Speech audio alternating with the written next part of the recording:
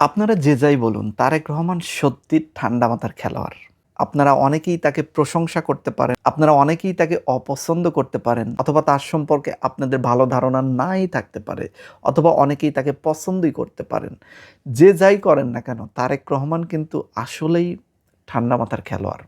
এটা প্রমাণ করে দিয়েছেন বিগত ৭ দিনের ভিতরে। বিগত ১ সপ্তাহ তারেক রহমান যা করলেন, আসলে বিশ্বাস করেন বাংলাদেশের জনগণ এটা কল্পনাও করতে পারেনি। বাংলাদেশের জনগণ কেন, স্বয়ং বিরোধী দল এটা কল্পনা করতে পারেনি। স্বয়ং বিরোধী দল কেন, আওয়ামী লীগ, পলায়িত আওয়ামী লীগও এটা কল্পনা করতে পারেনি। তারা তো নানা বিষয়গুলো নিয়ে সমালোচনা করার চেষ্টা করেছিল। যখন মালয়েশিয়া সফরে গেলেন প্রধানমন্ত্রী তারেক রহমান, এটাই হচ্ছে ওনার মাস্টার স্ট্রোক প্রথম। দ্বিতীয়তে যখন সেখান থেকে চীনে গেলেন, সেটা হলো দ্বিতীয় স্টপ। আপনার একটা বিষয় চিন্তা করুন, যেখানে ভারত ডাকতেছে যে আমার দেশে সফরে আসো, ভারতের সফরে উনি গেলেন না। মালয়েশিয়া সরকার ডাক দিলেন, চলে গেলেন।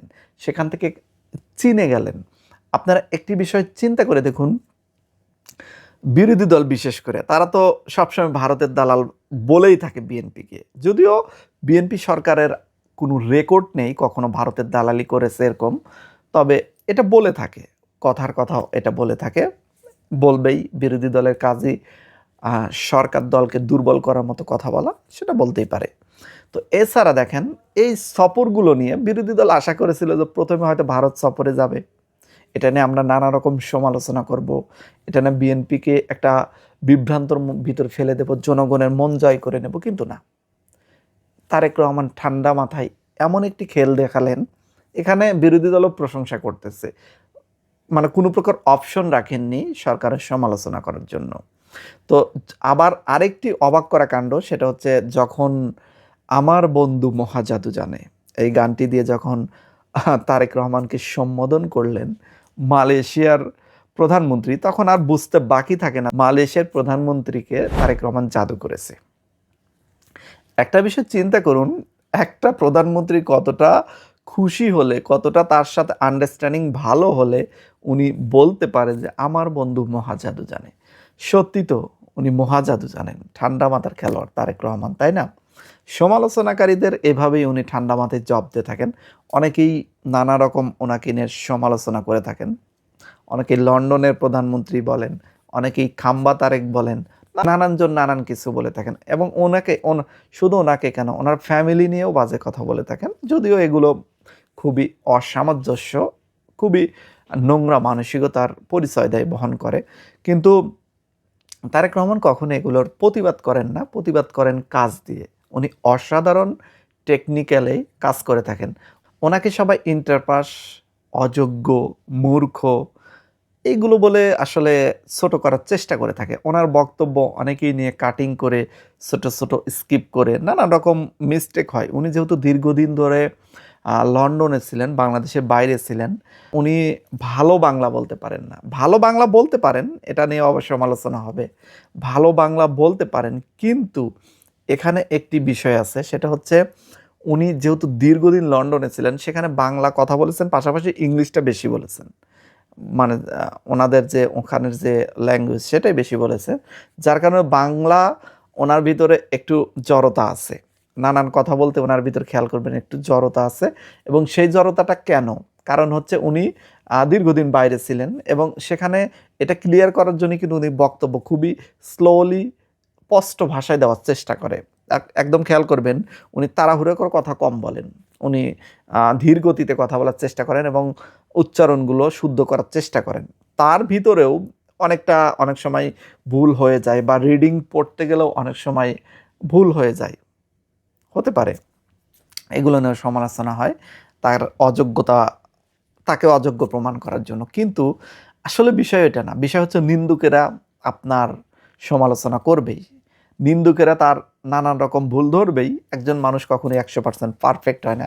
তারেক রহমান যে পারফেক্ট, এটা আমিও বলছি না। তবে ওনার চেষ্টাটা যথেষ্ট ভালো। এটা প্রশংসা করতেই হবে।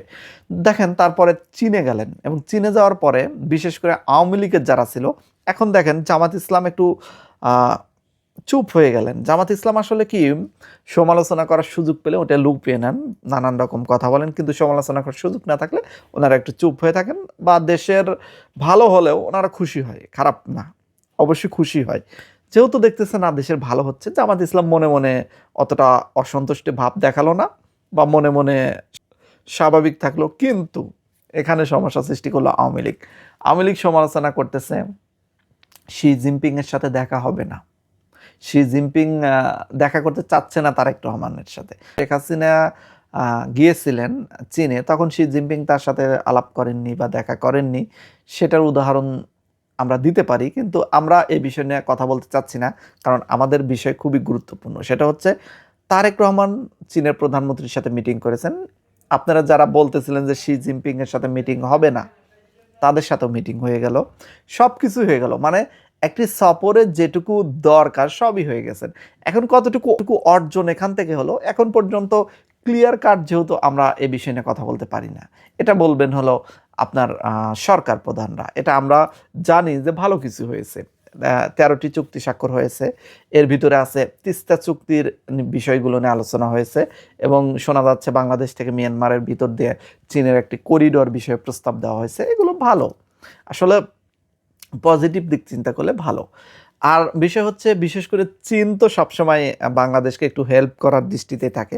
শি জিনপিং নিজেই বলেছেন যে সারা জীবন বাংলাদেশের সাথে বন্ধুত্ব থাকবে, এবং তারেক রহমানকে তিনি বলেছেন আপনার বাবা আপনার মা আমাদের ভালো বন্ধু ছিল, আপনিও আমাদের ভালো বন্ধু। তো একটা মানুষকে আর ভালো সম্বোধন করতে আর কি করা লাগে? সবাই তো আর আমার বন্ধু মহাজাদু জানে এই গান লাগাবে না, তাই না? এক একজন এক একভাবে প্রকাশ করবে তাদের কৃতজ্ঞতা। তো সফর আসলে বাংলাদেশের, যদি আপনি নিরপেক্ষ দৃষ্টিতে চিন্তা করেন, আপনি যদি কোনো দলীয় লোক না হন, তাহলে বিএনপি সরকারের প্রথম সফরটা দারুণভাবে সফল হয়েছে। আপনি যদি প্রশংসা করতে কৃপণতা বোধ করেন, আপনি যদি একজন ভালো কাজ করেছে সেটা বলাকে চামচামি বলেন, তাহলে হয়তো বলবেন না। আসলে অনেকেই যারা হিংসা করে তারা কিন্তু বলবে চামচামি, আমি যে কথা বলতেছি সরকারের চামচামি করতেছি। আবার সেই ব্যক্তি যদি ধরেন জামাত ইসলাম হয়, তাহলে আমি যদি জামাত সম্পর্কে ভালো কথা বলি, তখন কিন্তু বলবে না যে আমি চামচামি করতেছি। জামাতও ভালো, অবশ্যই ভালো দিক আছে জামাতের। জামাতের আমির সংসদে কত সুন্দরভাবে বক্তব্য দিয়ে বিএনপির সাথে ঐক্যমত পোষণ করলেন। লাস্ট যে বিলটি পাশ হলো কত সুন্দর, অসাধারণ ব্যক্তিত্ব জামাতের আমিরের, প্রশংসা করতেই পারি। দেশের যারা ভালো চান, দেশপ্রেমিক যদি আপনি হয়ে থাকেন, দেশের যদি আপনি ভালো চেয়ে থাকেন, আপনাকে অবশ্যই এই বর্তমান সরকারের যে অর্জন সেটার প্রশংসা করতে হবে, আপনি যে দলেরই হন না কেন। আর জামাত ইসলাম বিরোধী দল হিসেবে অনেক সময় অনেক কিছু বাড়তি বলেন, কিন্তু বিরোধী দলের কাজই তো সরকারের সমালোচনা করা।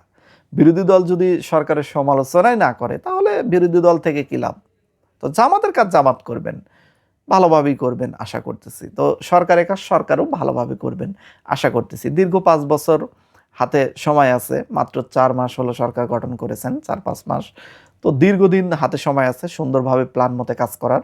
তো আশা করি বিএনপি সরকার এই বিষয়গুলো সফলতার সাথে কাজ করবে। তো এখানে ইন্ডিয়ান দানাদের জ্বালাপোড়া শুরু হয়ে গেছে, এই বিষয়টি তো বললাম না। তারেক রহমান যে খেল দেখালেন, এই খেলে তো ইন্ডিয়ান দাদারা কুপোকাত। দেখুন, ইন্ডিয়ান দাদারা এখানে একটা আইডিয়া করছিল যে তারেক রহমান যখন ক্ষমতায় আসবেন তখন হয়তো তারা সুন্দরভাবে ক্যাপচারে নেবে, যেহেতু ইউনূস সরকারকে তারা ক্যাপচার করতে পারেনি।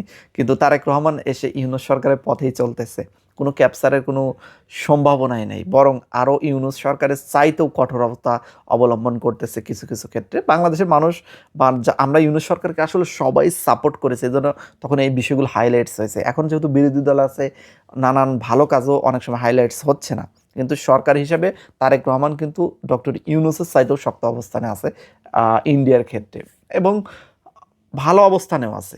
ইন্ডিয়ার সাথে কোনো শত্রুতাও নাই, কোনো বন্ধুত্বও নাই। আমাদের স্বার্থে সবার আগে বাংলাদেশ, এই কথাটি উনি বাস্তবায়ন করতেছে যে সবার আগে বাংলাদেশের প্রায়োরিটি দেওয়া হবে। তো সেটাই দিচ্ছেন। আশা করি বিষয়গুলো আপনারা বুঝতে পারছেন। তো আপনারা কি চাচ্ছেন বাংলাদেশ সরকার সামনে কীভাবে চলুক, সেটা কমেন্ট সেকশনে লিখবেন। আজকের মতো বিদায়, সবাই ভালো থাকবেন। আল্লাহ হাফেজ।